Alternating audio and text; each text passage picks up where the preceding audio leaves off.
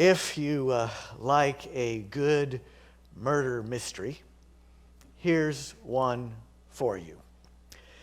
Back in 1987, at the annual convention of the American Association of Forensic Scientists, the then president of the association shared this story. On March 23rd, 1987, a man named Ronald Opus was found dead. It seems he climbed to the top of a 12-story condo building and jumped off of it. Later, investigators found a note that he had left behind expressing his despondency.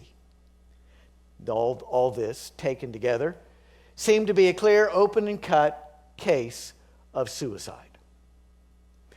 But not so fast. Because it turns out the jump is not what killed Ronald Opus. After he jumped off the top of the building, as he was hurtling downward, a shot rang out inside the condo building from the 9th floor, the bullet piercing the window, and as Ronald Opus whisked past, the bullet struck him in the head, killing him instantly. But for that bullet, Ronald Opus would not have died because, unbeknownst to him, workers had erected a safety net below the 8th floor as they washed windows there. So Opus' body fell into the net, but he was already dead from the gunshot wound. So what at first seemed like an open and shut case of suicide now becomes a case of homicide. But who did it? Further investigation revealed that an old man and an old woman lived in a condo on the 9th floor and at the time had been in the midst of a furious argument. So much so that the old man pulled his gun out of the closet, pointed at his wife, fired, and missed. The bullet went through the window and struck Opus in the head. So now we know who is responsible for the murder. It was the old man in the condo. But not so fast. Because when the old man was questioned, he and his wife both swore that when they fought, which was often, that it was the husband's habit to pull his gun out of the closet, point it at her, click the trigger, but they both knew it was not loaded. So now, what originally seemed to be a suicide that then became a homicide suddenly becomes an accidental killing. But not so fast. If the old man didn't load the gun, who did? Investigators found a witness who told them that the son of the old man and old woman told her that 6 weeks earlier, he and his mom, the old woman, had a huge fight in which she told him, the son, that she was cutting him off financially. He, the son, grew so angry that he decided to exact revenge on his mother, and he knew exactly how to do it. He knew that when his mother and father were fighting, which was frequently, that his father would pull the gun out, pull it at her, point it at his mother, and pull the trigger, and so it was the son who secretly loaded the gun. Now we know who's responsible for the murder, the son of the old man and the old woman. But not so fast. Hey, you're tracking with me here, Byron.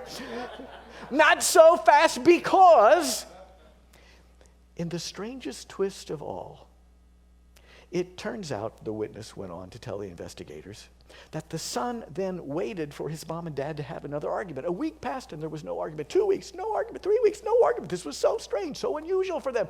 4 weeks, 5 weeks. This whole time the son is cut off financially. He's growing more and more desperate financially, so that by the 6th week, still no fight. The son climbs up to the top of the condo building and jumps off. So that now you figured it out, right? How strange. The son of the old man and the old woman was none other than Ronald Opus, who jumped off the building and ended up being killed by the bullet that he himself had placed in his father's gun So that brings us full circle now, all the way back to death by suicide. Now, that hypothetical story, by the way, that the president of the Association of American Forensic Scientists told at the convention in 1987 has been circulating ever since and went viral online because it is such a vivid reminder to investigators everywhere that when you are investigating a murder, it is critically important that you do not jump to conclusions, that you leave no stone unturned, that you examine the case from every possible angle. As you know, we here at Life Journey are in the midst of a investigative sermon series called Who Killed Jesus? The objective of this sermon series is to see if we can figure out who bears ultimate responsibility for the death of Jesus. We've already looked at the most obvious suspects: Pontius Pilate, Judas Iscariot, the institutional religious leaders in Jesus' day. And last week we went on to even dare to ask whether God the Father might bear any responsibility for the death of his Son. Now today, we're going to ask an even more provocative question. And please understand, with these questions, I mean no disrespect. It's just that when you dare to ask blunt questions, you sometimes can gain deep insights. So, today's question is it possible that Jesus himself was ultimately responsible for his own death? That may sound like an odd question to you, but let's say a prayer, and then I'll explain why I would even ask such a thing. Let's pray. God, the death of Jesus is at the heart of our Christian faith. So much so that the cross is the ultimate symbol of our faith. If we're going to understand Jesus, we've got to understand his death. So today, take us deeper than ever before in our understanding of why Jesus had to die. We ask this in his holy name. Amen. Long before Jesus died, he began talking about his death. It's one of the most fascinating aspects of the story of the life of Jesus. He kept predicting his own demise. Barely halfway through the Gospel of Matthew, right after Simon Peter confessed that he believed Jesus to be the long-awaited Messiah, Matthew tells us, Matthew 16:21, from that time on, Jesus began to show his disciples that he must go to Jerusalem and undergo great suffering at the hands of the chief priests and the scribes and be killed. Nor was this a one-off occurrence. Again and again, as his ministry continued to unfold, Jesus kept coming back to this point, reminding his disciples that his death was imminent. We saw another example of that in our gospel reading that Dwana shared with us a few minutes ago. John 10:11. Jesus said, I am the good shepherd, and the good shepherd what? Lays down his life for the sheep. When Jesus was in the Garden of Gethsemane, as soldiers were coming to arrest him, Simon Peter pulled his sword to defend Jesus. Jesus told Peter to put up the sword, and Jesus went on to say, Matthew 26:53, do you think that I cannot appeal to my Father, who will at once send me more than 12 legions of angels? Jesus could have just given the word, and God would have sent 10,000 angels to whisk him away, to deliver him from his death. Yet for some reason, with all of that power, all he had to do was ask. With all of that at his fingertips, Jesus did not call for those angels. It's almost as if he wanted to die or thought he had to die. In fact, at his trial before Pontius Pilate, as Pilate asked Jesus critical questions, Jesus stood in silence, refusing to answer, refusing to mount any reasonable defense. Did he have a death wish? What was going on here? In Our gospel passage today, at the very end of it, Jesus made perhaps his most explicit statement. There he said, John 10:17, "For this reason the Father loves me, because I lay down my life. No one takes it from me, but I lay it down of my own accord." Don't miss that last sentence. No one takes it from me, but I lay it down of my own accord. And there, ladies and gentlemen of the jury, you have it straight from the lips of the witness himself. Nobody had the power to take Jesus' life from him. He, of his own voluntary accord, gave his life. And when you start to put all of this together, it becomes abundantly apparent that Jesus believed in his heart of hearts that his death was both inevitable and necessary. Why? If we're going to be followers of Jesus, if we're going to put our faith in Jesus, we need to understand why. There are, I believe, at least 4 critical reasons why Jesus believed his death was both necessary and inevitable. Now, I know what you're thinking. You're thinking, God help us, Jeff's normal 3-point sermon has multiplied into 4. We're going to miss the Colts game. We're going to miss lunch. Not going to be able to mow the yard today. We're going to be here all day. Do not despair. Because an angel of the Lord came to me in a dream this week and said to me, you will not preach a 4-point sermon. Save the 4th point. Yeah, praise God, right? Save the 4th point for next Sunday.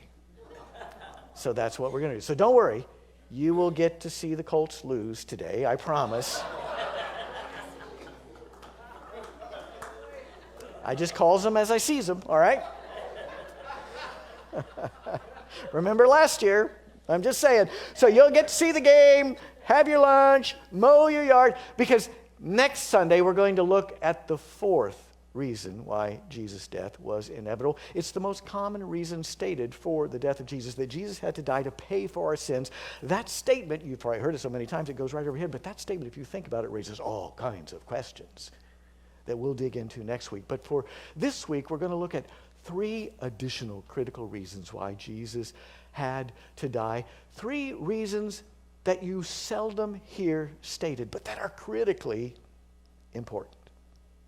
So first, for starters, Jesus understood, as Pastor David mentioned in the family moment earlier, Jesus understood that the message he came to deliver, the truth he came to share, was so hot, was so revolutionary, was so disruptive of the status quo, that the powers that be, the defenders of the status quo, would inevitably reach the conclusion that we either stop him or he will stop us.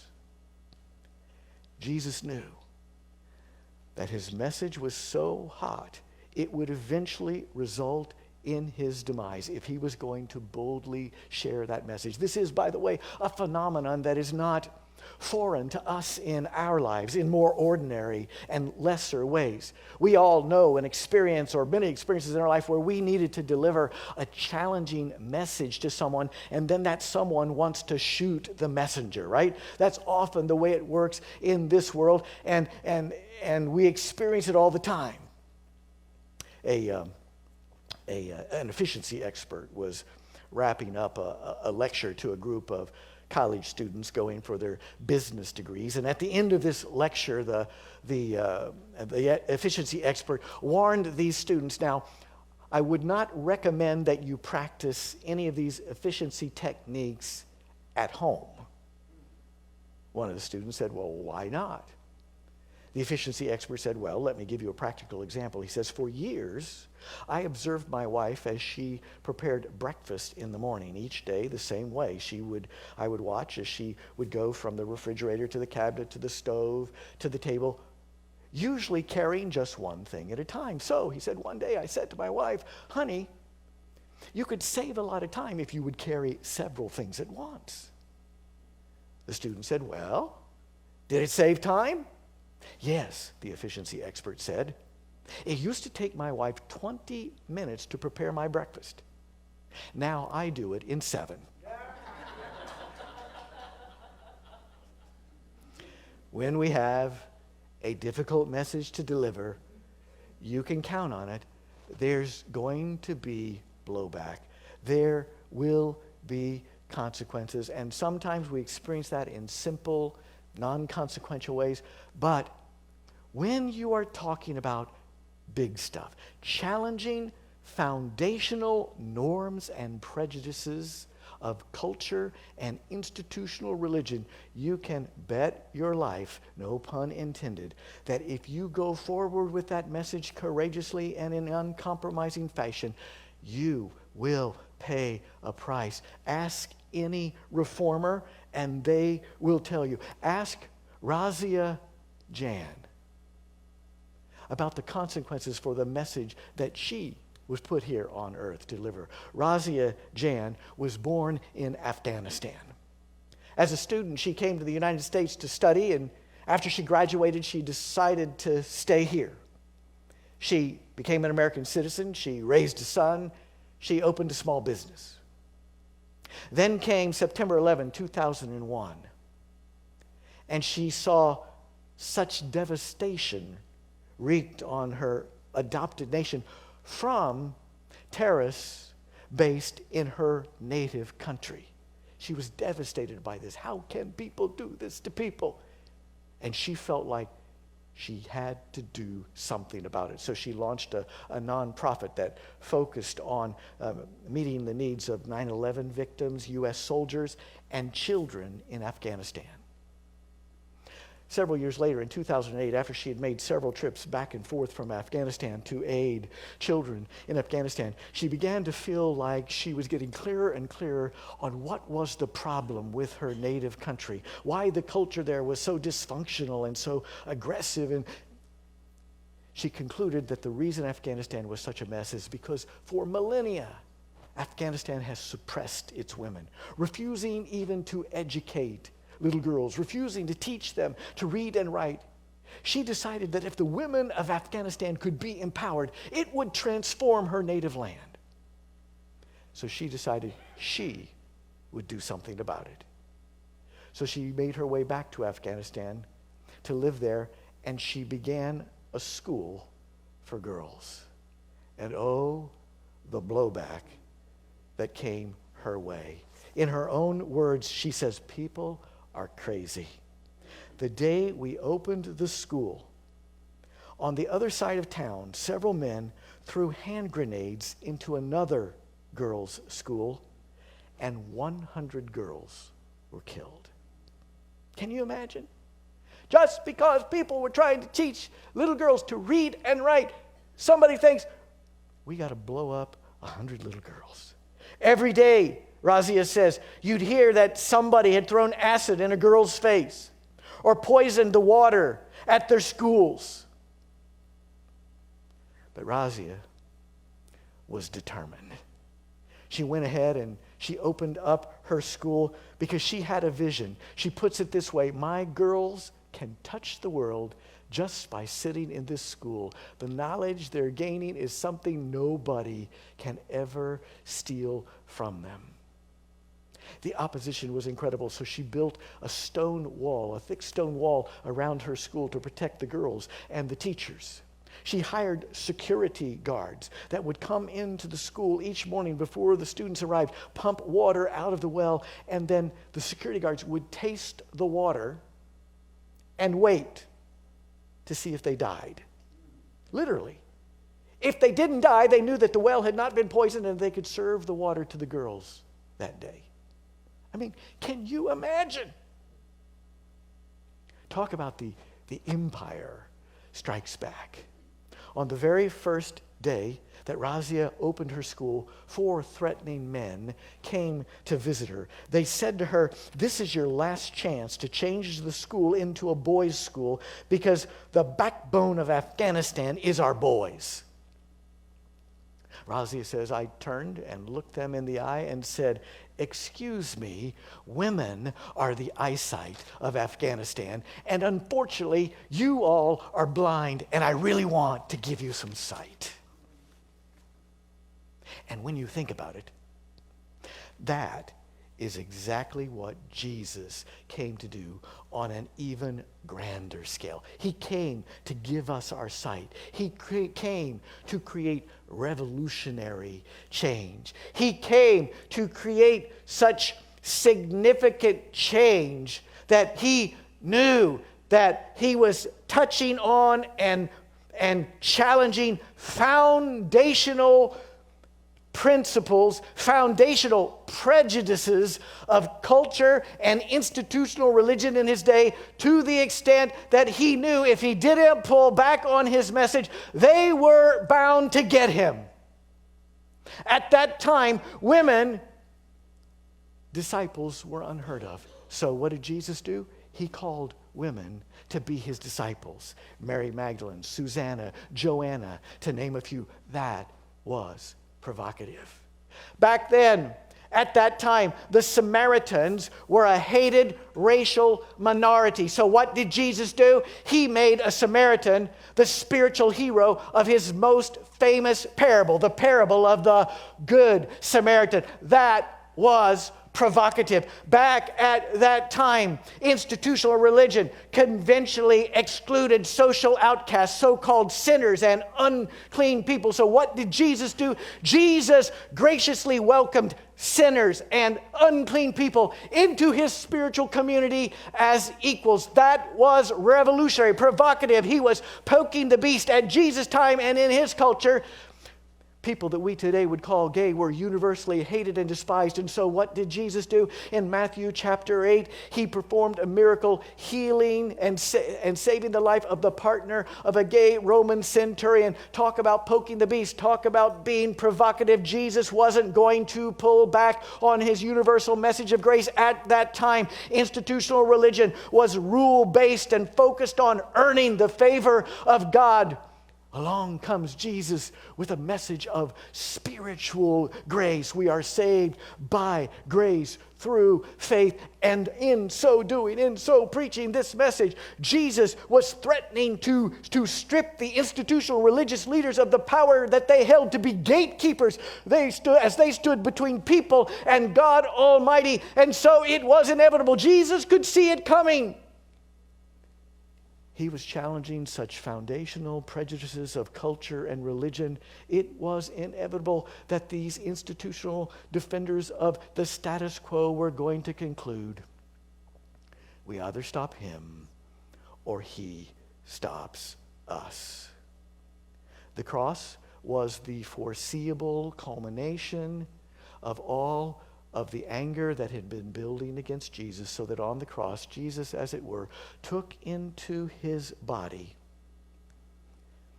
all of the anger of the defenders of the status quo, past, present, and future. Jesus did it. He did it anyway, knowing what was coming, because it was worth it. We, you and I, were worth it to him.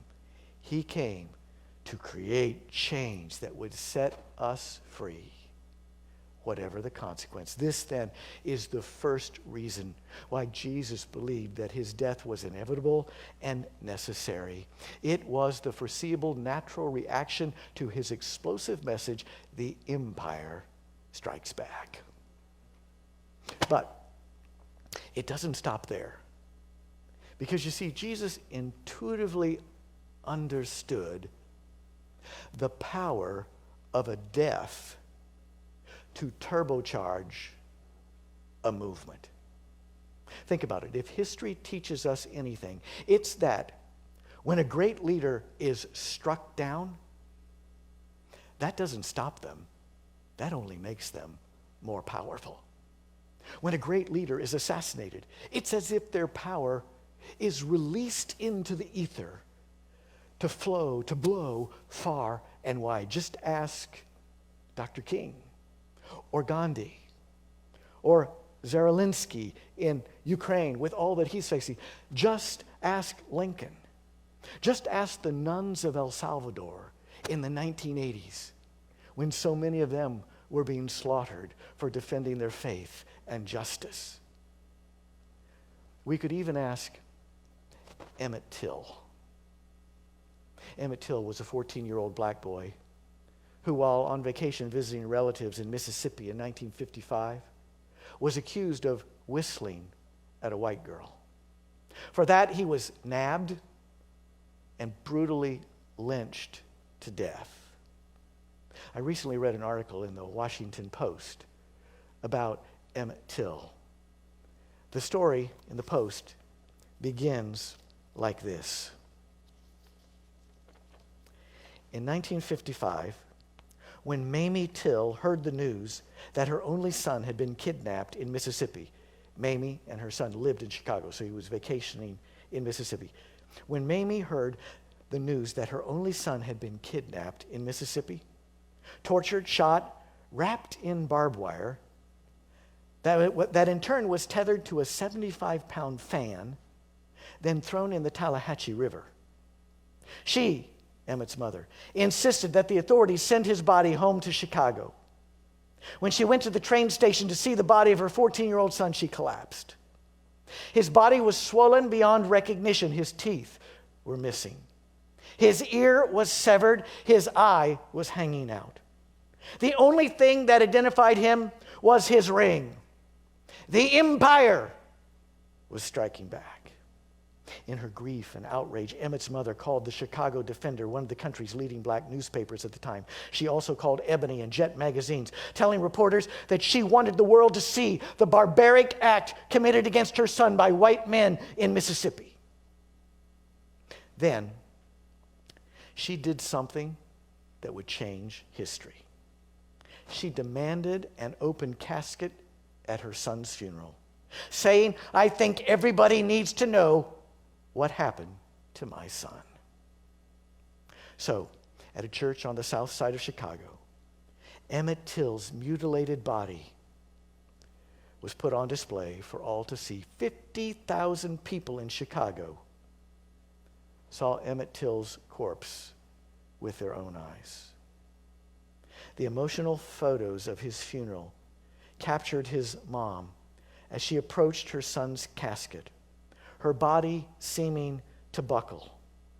Photographers captured her leaning over the casket, to which photos of the smiling boy had been taped inside the lid. The headline in the Jet magazine read, "Negro boy was killed for wolf whistle." When the magazine printed the photos of Emmett's mangled body, it created national outrage, shocking white and black America alike. Emmett Till's death became a catalyst for the civil rights movement. In fact, the headline of the Washington Post article declared Emmett Till's mother opened his casket and sparked the civil rights movement.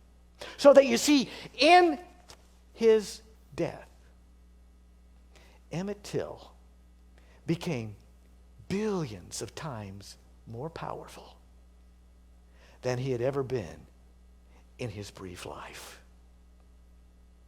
I guess you could call it the power of martyrdom. The sad truth, the tragedy is that it often takes a tragic death to create meaningful change. Jesus understood that principle.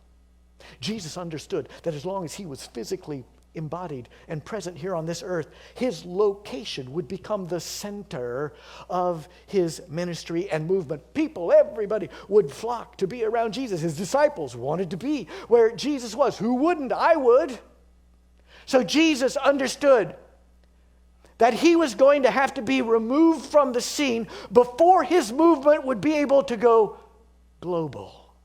In fact, shortly before his death, Jesus said, Matthew 26:31, smite the shepherd and the sheep will be scattered. Jesus understood that when he was smitten, when he would suffer and die, that would be the catalyst that would release and send his followers to the four winds of the earth, and that would cause his movement to go global. When they crushed Jesus, they thought they were stopping him. Instead, they were making him, unbeknownst to them, billions of times more powerful. When I was a little kid, 5 years old, I was playing in the garage on a warm summer's day. When I looked up and I saw a harrowing sight, I saw the biggest, hairiest spider I had ever seen in my... The spider was, I swear, this is gospel truth, must have been 2 inches in diameter. And that spider was coming across the concrete garage floor right for me. And you know how fast a spider can move when they want to, right? It was coming for me at breakneck speed, so I screamed. I was not, back then, the manly man that you see before you today. So I screamed bloody murder, and that spider was making a beeline for me at breakneck speed, so reflexively, instinctively, I did the only thing I knew to do to preserve the status quo, my life. I stomped with all my might on that spider, and that's when it got really strange. That's when it became like an episode from the Twilight Zone. Gospel truth. When I stomped on that spider, that big old hairy spider broke into hundreds of tiny replica little spiders spreading out from under my foot in every direction across the garage floor. So many of them, I could not now stop them. All I could do was turn and run. Because you see, apparently the spider I stomped on was a mama spider at full gestation in pregnancy, and when I stomped on her, I released hundreds of her little babies out into the world, spreading out in every direction, an unstoppable force. Sisters and brothers, when they stomped on Jesus, that's what happened.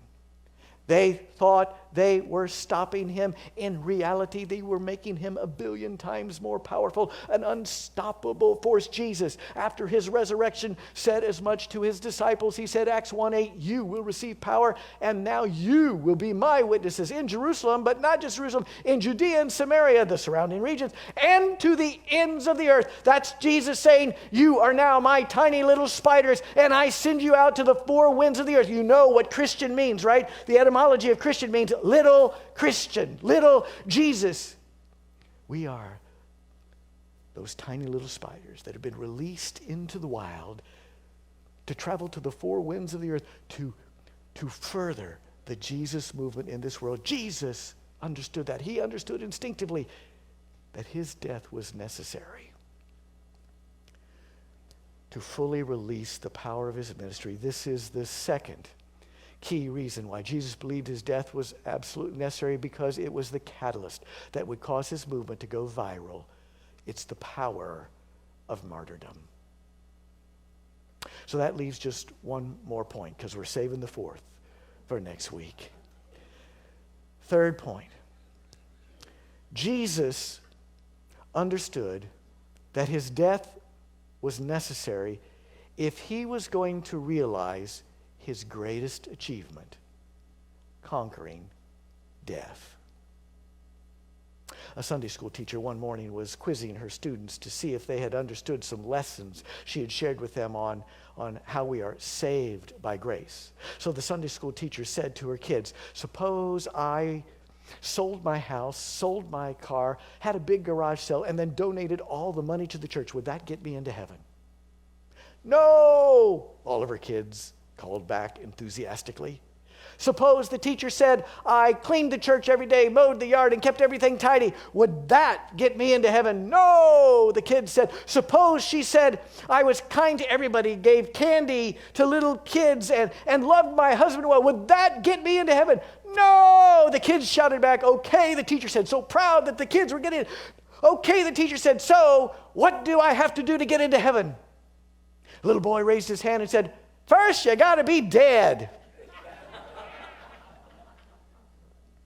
He's got a point, right? If Jesus was going to conquer death, if Jesus was going to rise from the dead, first, he had to die. Knowing that, Jesus fixed his intention on what he knew would be the end of his path. He knew he needed to face death so as to validate the promise he made to us in John 11:25, where he said, I am the resurrection and the life. Those who believe in me, though they die, they will live. Jesus knew he had to die and rise again to give us a living hope as we face our own mortality. Because if Jesus rose from the dead, it makes sense that we who follow him will rise like him. I saw a funny picture the other day. It showed a menacing Doberman pincer reared up on his back legs looking over a fence, and the sign on the fence said, want to know whether there's life after death? Jump over this fence.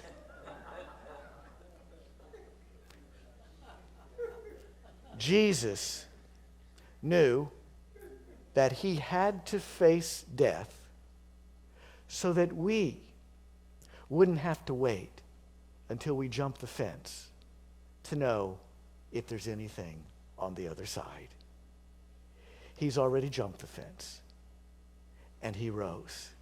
And that now gives us a reasonable confidence, a living faith that we can cling to as we move through life. And that changes everything. Let me close with this.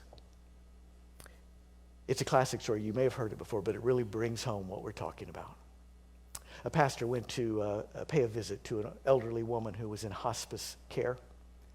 She had asked him to come by so that they could make arrangements for her funeral. So as they sat down and talked, she talked him through her favorite hymns, the songs she wanted sung at her funeral, and the scriptures she wanted read. She shared a few stories about her life so that he could incorporate that into the eulogy and give people a flavor for her life. They talked about the order of the service, planned it all out, and then they closed with a prayer. And as the pastor got up to walk away, she said, oh, Pastor, one more thing. I almost forgot. It's the most important thing, she said.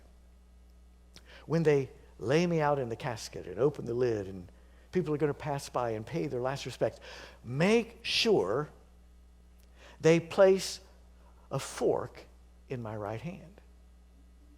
What? The pastor said. Why? Well, she said, my whole life I've been going to church potlucks. And at all of our church potlucks, as the main dish is winding up, inevitably volunteers begin to circulate to clear the dishes off the table. And every time, someone would lean over me and say, Martha, keep your fork. And Pastor, I knew what that meant. The best was yet to come. I didn't know exactly what it would be, but maybe it would be a deep dish apple pie or a chocolate mocha cheesecake. Whatever it was, I knew that the best was yet to come. So, Pastor, as people are passing by my casket, when they ask you, what's with the fork? I want you to simply say to them, remember, the best is yet to come. Someday, you and I will hear a doctor say, I'm sorry, but. Someday, maybe you and I will find ourselves in a vehicle spinning out of control, and we'll know this is it. When that time comes for you, remember, keep your fork, because the best is yet to come. It's not the end. It's the beginning of the best. That is why Jesus was so determined to die.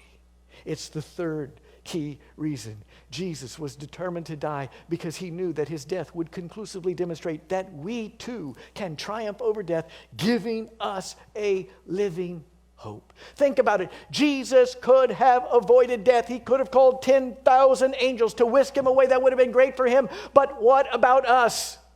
Jesus wasn't going to leave us behind.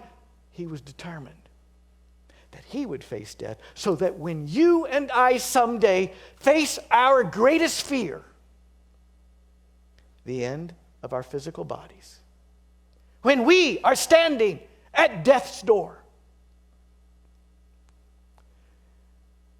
we will be able to face it with a living hope. He rose, and we will rise like him. Pontius Pilate, Judas Iscariot, the institutional religious leaders of Jesus' day, they thought they were calling the shots. It turns out that they were just bit players in a much bigger plan, the divine plan. Nobody had the power to take Jesus' life from him. He chose to die for you and me. As brutal as his death was, in his death, he became 10 billion times more powerful than he had ever been, even in his life. Now I understand why Jesus was so determined that he had to die. Thank you, Good Shepherd, for loving us so much that you laid down your life for us sheep.